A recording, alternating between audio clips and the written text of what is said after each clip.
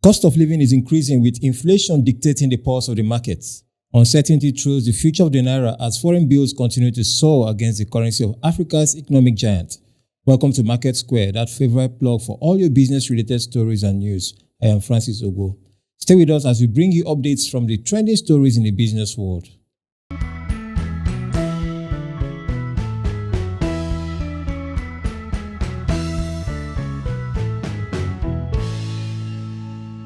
Welcome back and thanks for joining the show. Our stories for today. TELCOS await NCC guidelines on 50% hike in tariff. Poor rails connectivity limiting Kaduna dry port. Young farmer records success in cowpea production. And our first story for today, telecommunication operators are awaiting detailed guidelines from the Nigerian Communications Commission to draw up the specifics and framework required for implementing the controversial 50% tariff hike. The telecom regulator is expected to issue a determination document which serves as a blueprint to define the frameworks, terms and conditions for implementing the approved tariff adjustments. The new policy allows telecom operators to adjust prices within the tariff bands of 6 naira 40 kobo to 50 naira as established by the NCC's 2013 cost study. According to industry stakeholders, at the announcement of the hike, the implementation of the new tariff would start in February. Meanwhile, the president of the Association of Telecom Companies of Nigeria, Tony Emekpere, explained to the media that tariff adjustments are governed by law under the Nigerian Communications Act 2003, which mandates a structured process to ensure compliance and fairness. He said the document will be instrumental in guiding operators and stakeholders on the implementation of the adjustments and their accompanying expectations. Recall that more than a decade, tariff rates have remained unchanged, even as operators face rising costs fueled by inflation, exchange rate volatility, and substantial investments needed to meet increasing consumers' demand. These challenges have created significant financial strain, jeopardizing the sustainability of the telecommunications sector, which is a vital pillar of Nigeria's digital economy. This implies that there will be increased revenue for telcos, which will enable them to invest in infrastructure and improve service quality. It will also improve network quality, customer service, and coverage.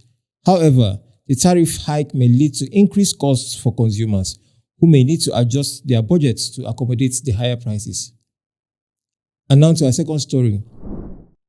The managing director of the Kaduna Inland Dry Port, Salami Razak, has blamed poor rail connectivity for the inability of the port to achieve its full potential. Razak made this public in a telephone conversation with The Punch recently. Recall that in March 2006, the Federal Executive Council approved the establishment of 7 inland dry ports, each with a capacity to accommodate 165,000 20-feet equivalent units, to expand the country's cargo handling capacity. These facilities were concessioned to private sector operators with the expectation that they would be effective, especially in regions far from the coast. Meanwhile, a report presented in August by the Port Economic Regulator, the Nigerian Shippers Council, showed that only 3 of the 7 ports have been completed, while the remaining continue to struggle with meeting their operational obligations. The report stated that, I quote, out of the 7 approved inland dry ports, only 3 have been fully completed and operational, which include Kaduna IDP, which has a relatively smaller capacity of 5,000 TEUs, Dala IDP in Zawan Chiki, Kano State with 20,000 TEUs, and the Zamfarawa IDP in Funtua, Katsina State with 10,000 TEUs. End of quote. In 2024, the NSC signed a memorandum of understanding with the Nigerian Railway Corporation to facilitate the movement of goods to address the challenges hindering the effective rail transportation of goods from seaports to the IDPs. However, giving an update on the activities at the KIDP, Razak disclosed that though activities have improved since last year, poor rail connectivity remains a major challenge.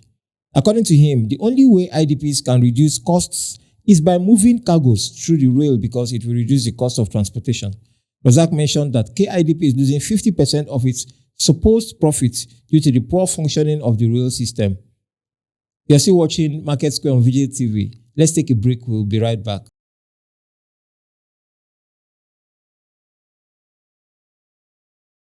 Welcome back. Now let's take a look at the agricultural sector. A young farmer from Kefi, Nasarawa State, named Emmanuel, has achieved remarkable success with a BT cowpea farming. According to reports, he harvested 136 bags of 100 kg each from just 100 kg bag of seed, significantly improving his economic status.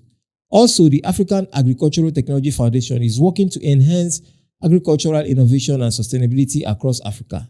There are various projects and initiatives aimed at improving crop yields, disease resistance, and climate resilience. Reports say Nigeria is working to improve food security through various initiatives, including the promotion of genetically modified crops like BT cowpea.